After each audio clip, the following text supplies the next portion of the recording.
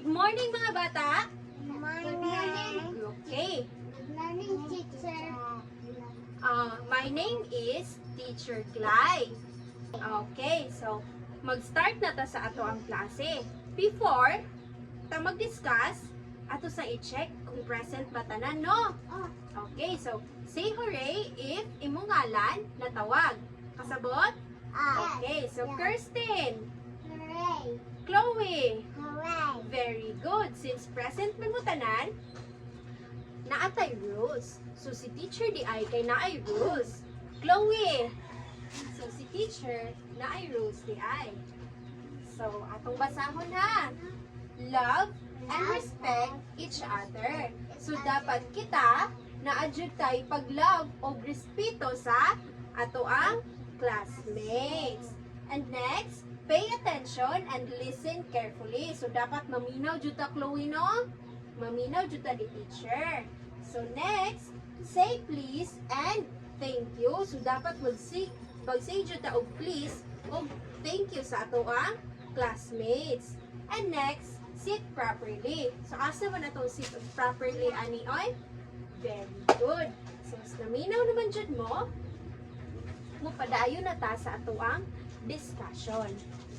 Naay patag-an si teacher. Kung kinsay makatag-an, naay star. Kasabot? Okay. So what letter is this? M. What letter is this? Mouse. Mouse. What letter?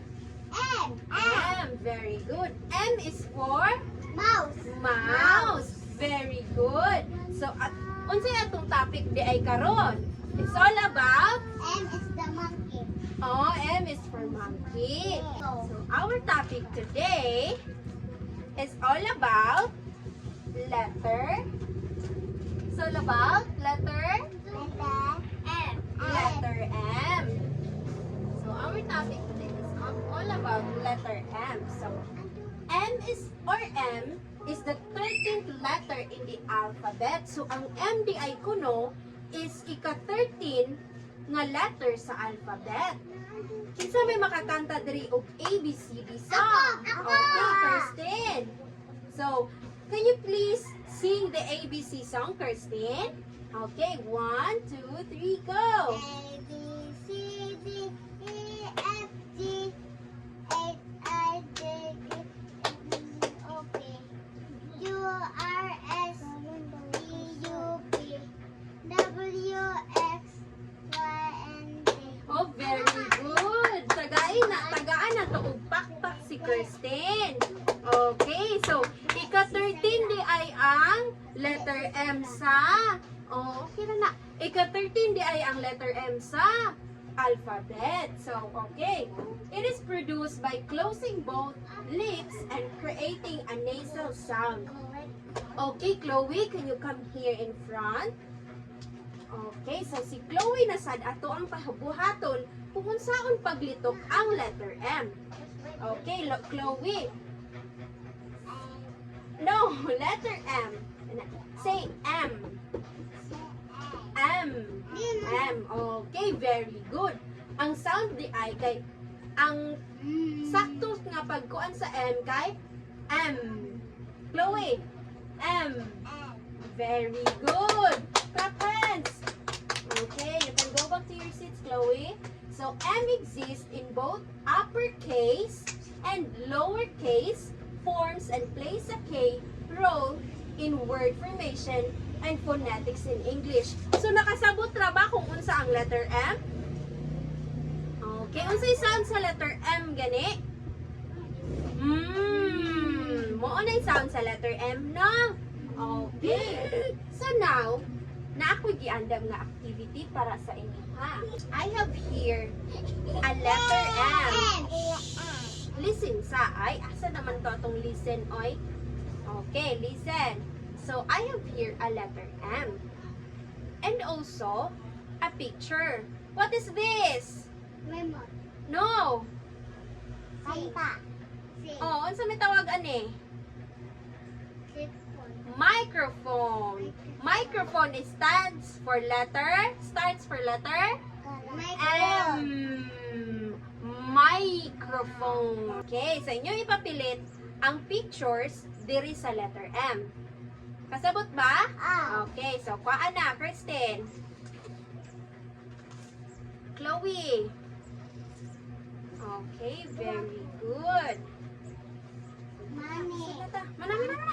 Okay na. Okay na. Oy! Yeah, listen. Shh. Listen, Kristen. Kami na sa... So, for our last activity, so sa ato ang last activity di ay, kay naay tas paper si teacher dire. So, write the correct name of the picture after the number. Listen. So, inyuha ko nung isulat ang sakto nga pangalan ani nga picture diri ninyo ibutang sa line. Okay, so number 1. Bonus na ning number 1. Money. So, Money. okay, very good, Kirsten. Kanang tagaan na to og 5 claps si Kirsten. 1, 2, 3, 4, 5. Very good. So, nakasabot ra ba? Oh, so kung unsay ngalan ani niya inyong ibutang diri no? So very good kaayo ang mga students karon oy. Good job kaayo. So ato tagaan og 10 claps ang inyong kaugalingon. Okay, 10 claps. Okay, 4, 3, 2, start. 1, 2, 3, 4, 5, 6, 7, 8, 9, 10. Very good. So karon kay nakasabot naman mo kung unsa atong topic ganina na ako'y assignment. Ganahan ba mong assignment? Very good. Good job kaayo oy. So karon ang atong assignment is in a paper, pupils will draw a thing that starts with letter M. So mag-draw mo og butang nga inyong ganahan pero nag-start siya sa letter M. Very good kayo si Kirsten ug si Chloe oy. Naminaw jud sila. So karon